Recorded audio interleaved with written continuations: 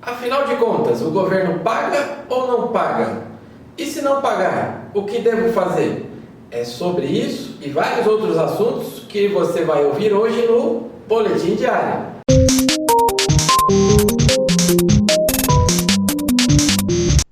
Hoje estou aqui recebendo meu mais novo amigo aí, conheci recentemente em Porto Alegre.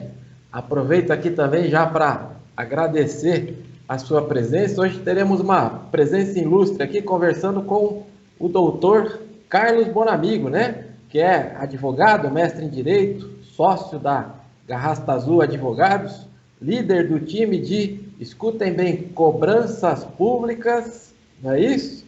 Por favor, Carlos, eu gostaria, Carlos não, Bonamigo, né? Gostaria que você se apresentasse aí para o nosso público, por favor.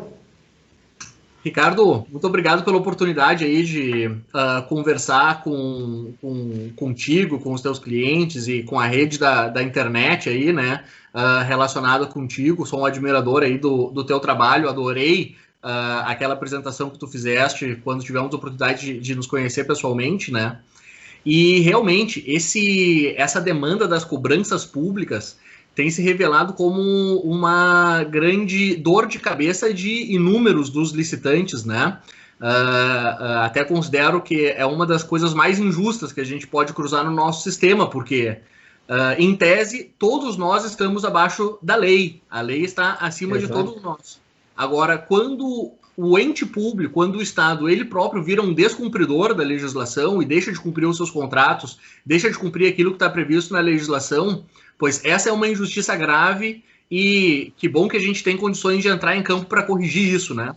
Até porque o funcionamento da empresa licitante é também aquilo que coloca a comida na mesa dos colaboradores, é aquilo que faz chegar o fornecimento na ponta do serviço público lá. Então é muito legal estar nessa cadeia de valor da licitação pública, essa cadeia que nós estamos inseridos, né? Tanto a Garrasta Azul como a Forset. E que bom que a gente vai poder conversar a respeito desse tema tão importante e tão pouco discutido. Exatamente. Bom, amigo, eu tenho uma pergunta que ela é clássica, assim como você me conheceu naquele workshop, a gente roda aí Brasil afora, se eu não me engano, aquela lá era a 54ª edição aí, né? Então sempre tem assim, ó, já nos treinamentos tem aquela perguntinha clássica, né? Mas o governo paga? Eu queria aprofundar um pouquinho mais, porque essa eu já tenho uma brincadeira que eu sempre faço, né? Que tem a brincadeira do eles não pagam, eu sempre falo assim, quem são eles, né? Onde vivem? Preciso de mais informações, não é isso?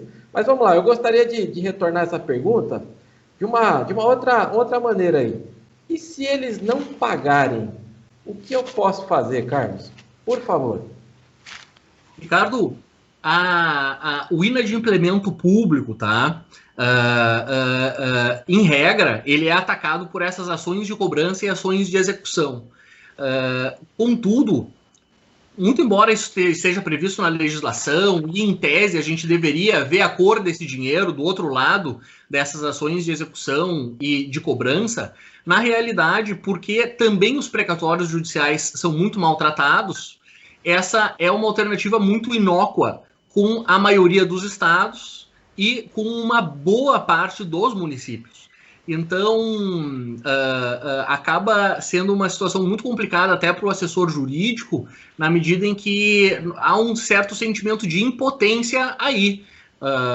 Há um contrato descumprido a 180, a 7 meses, 8 meses, 1 ano, o gestor começa a ficar muito angustiado, ansioso, com um sentimento grave de injustiça, ele acessa a assessoria jurídica e a primeira solução que vem é essa de cobrança de execução. Lamentavelmente, isso não resolve, né? Até isso se conecta, Ricardo, com uma experiência pessoal minha. No início da minha carreira, uma das primeiras matérias que eu fui dar aula foi essa matéria de direito financeiro, veja só. E eu aprendi ali que o direito financeiro, ou seja, essa área do direito que regula a marcha, desde a contratação até o pagamento, essa marcha é rigidamente disciplinada. De forma que, se não acontece um pagamento, é porque houve alguma ilegalidade em algum lugar do caminho, entende? Daí que a estratégia de compelir a administração a fazer o pagamento passa por um conhecimento muito profundo do direito financeiro, com essa marcha aí de contratação, emissão de empenho, liquidação do empenho, pagamento, que vai se desdobrar em ordem de desembolso e programação de desembolso e ordem bancária, e também do direito orçamentário. Muitas são as vezes, Ricardo, em que o fiscal do contrato, o ordenador de despesas, nos diz assim: devo, não nego, pago quando puder. Fica tranquilo, daqui a pouco vem. Mas, na realidade, quando nós descemos na contabilidade do órgão, a gente vê que aquilo ali não está pronto para pagamento, entende?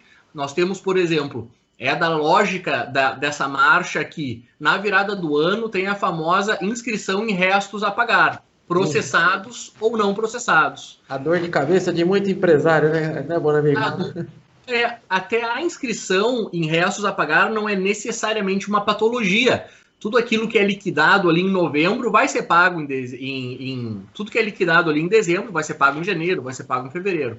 O que acontece é que essa inscrição em dívida, essa inscrição em restos a pagar, muitas vezes, ela é um sinal da patologia do inadimplemento que se avizinha logo ali em seguida. Então, tu tem os restos a pagar não processados, que são aqueles não liquidados ainda.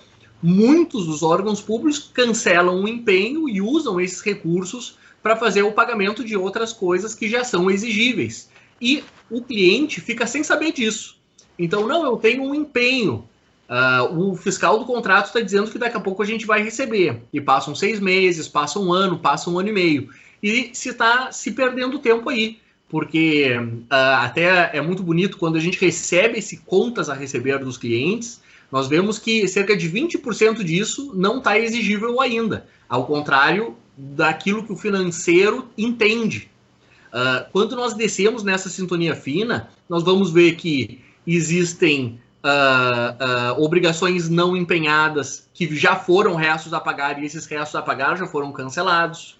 Nós temos casos em que está inscrito, sim, em restos a pagar, daí essa é outra situação muito comum, patológica também.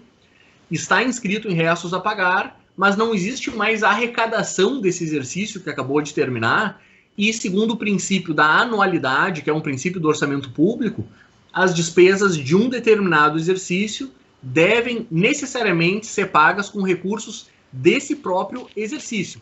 Se não há, então, recursos orçamentários para fazer esse pagamento, pois essa nota de empenho em restos a pagar ela deve ser cancelada, para que o quanto antes a gente tenha uma inscrição disso em despesas de exercícios anteriores.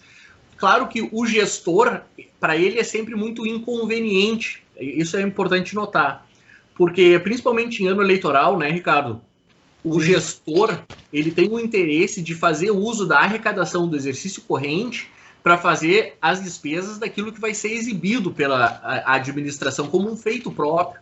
Então, aquelas despesas de gestões passadas, não há esse incentivo da administração. Muitos desses gestores, inclusive, dizem: olha, isso daí é da gestão passada, mas fica tranquilo que se tu contratar conosco dessa atual gestão, a gente vai se manter adimplente com tudo, e fica tranquilo.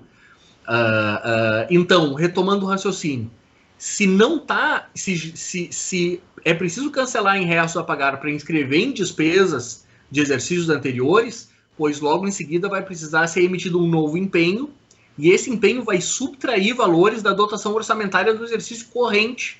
Então ele vai ter menos dinheiro para gastar em outras coisas, né? Percebe? Exato. Mas a gente vai conseguir finalmente entrar na fila para o recebimento disso. E estando em despesas de exercícios anteriores, a gente tenta conservar nessa fila a data da liquidação dessa determinada obrigação. Então não significa que, porque eu estou inscrevendo e empenhando em 20 de abril de 2020, uma obrigação que já foi liquidada, já foi entregue, já foi vencida em 2017, horas, eu então tenho que receber antes de todo mundo que tem outras dívidas que são posteriores a essa data de 2017. Então, para passar a bola de volta para ti, eu diria o seguinte: o que fazer se não tem, se o órgão inadimpliu? Eu diria assim, o órgão inadimpliu porque algumas cautelas não foram tomadas até ali, certo, ou porque aconteceu alguma ilegalidade, tá? Se há essa ilegalidade, pois então nós temos que entrar em campo para fazer cumprir a legislação e conseguir, nessa marcha, compelir a administração a fazer os pagamentos. Veja que a administração não é de um juízo discricionário, de conveniência e oportunidade, escolher quem é que vai pagar ou se vai pagar.